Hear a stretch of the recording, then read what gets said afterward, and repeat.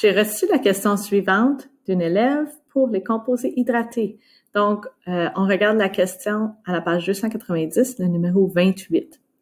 La masse d'un composé anhydre correspond à 38,95 centièmes de pourcent de la masse de son heptahydrate.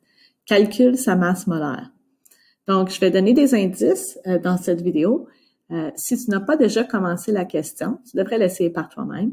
Tu peux avancer dans la vidéo et arrêter la vidéo avant que je te donne les prochains indices.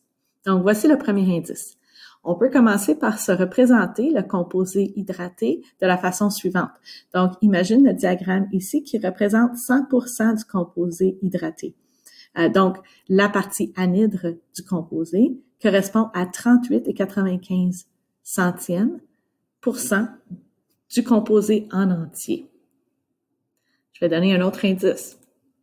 Ça veut dire que la partie qui contient de l'eau représente donc la différence entre 100 et 38,95 centièmes, donc 61,5 centièmes de % d'eau.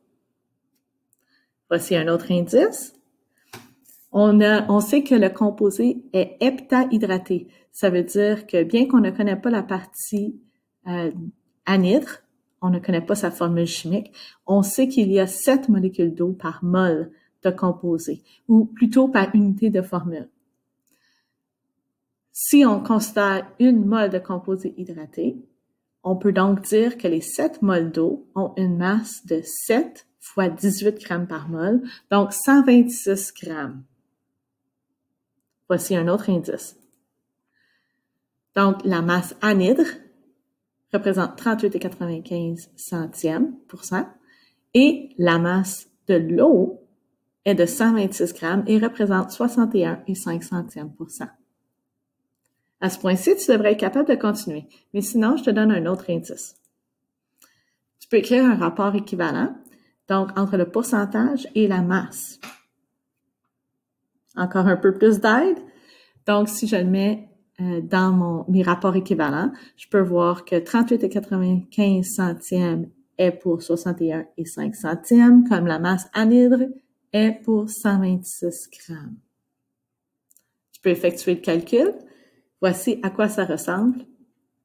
Donc, la masse anhydre nous donne donc 126 fois 38,95 centièmes divisé par 61,5 centièmes. Et c'est comme ça qu'on peut trouver la réponse de 80 grammes.